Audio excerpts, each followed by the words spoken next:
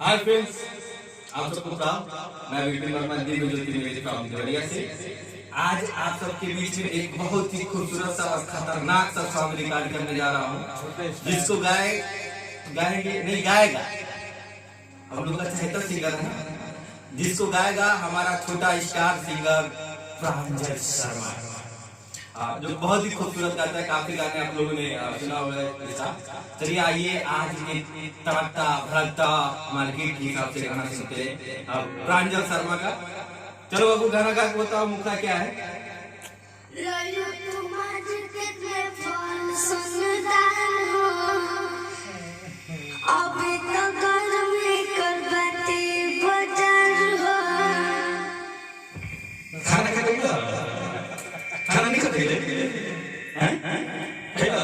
आवाज क्या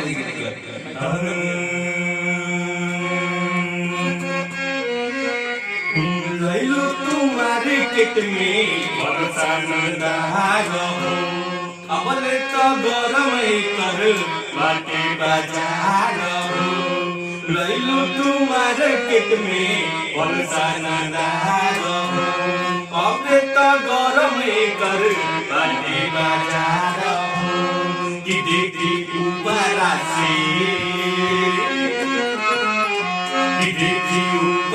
से लागो तब काड़ा हो सिंहारा हो कि तुम्हार सुंदर सुंदर पीस बाबे बाड़ा हो सिंहारा हो। देखिए प्रांजल जी क्या कर रहे हैं, का भाव बस सिंहारा। ठंडा का सीजन आ गया, ठंडा में सिंहारा बहुत होता है। चलिए आइए गाँव मुखड़ा बढ़िया से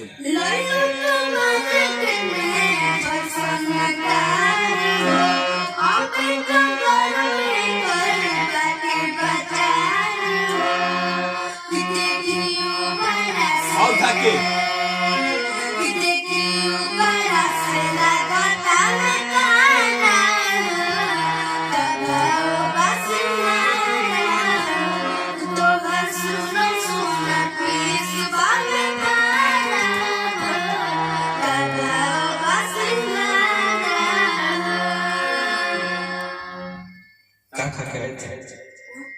अभी तो नहीं गा पा रहे, तो अभी कैसे गाती है? पावर कहाँ से आया है? पेट से। पेट में कुछ है? समोसा। ओके, समोसा का पावर है, बताइए सर। चलिए अंतरा क्या है?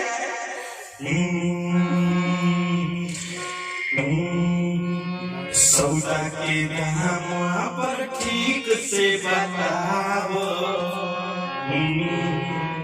लिखला से पहले गोरी वो तो ठिकावा। चलो उठा के गाओ तो ऐसी एकदम समोसा। सौदा के दाम पर ठीक से बताओ, लिखला से पहले गोरी वो तो ठिकावा। कि देखी नीमन बातें आखी बात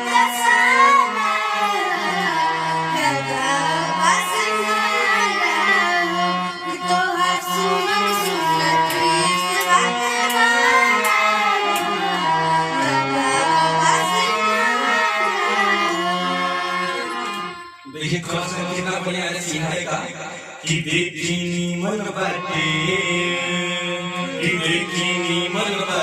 बाटे की साड़ा हो।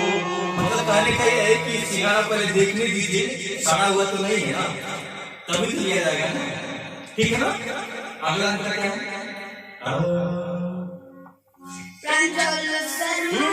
आराम से ट्रेन छूट रहेगा।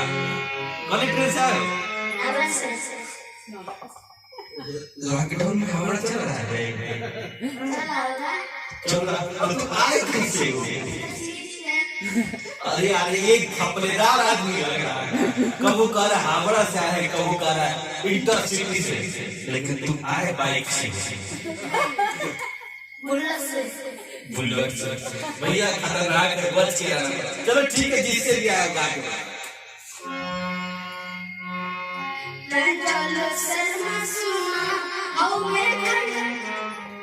कौन धुन है? सौदा के दाम अपन ठीक से बताओ, चंचल शर्मा सुनो हौवे खरीदार हो। चंचल शर्मा सुनो हौवे खरीदार हो, ले हम नगदी नहीं ले हम नगदी ना टाइम हम उधार हो। फेरू पूछतानी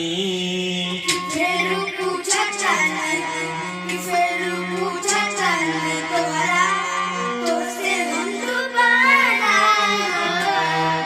आराम से पहले वर्ड को पढ़ो कि फेरू पूछतानी तो से हम दोबारा हो गवाओ वासिहारा हो। कि फेरू पूछतानी तो से हम दोबारा हो गवाओ वासिहारा।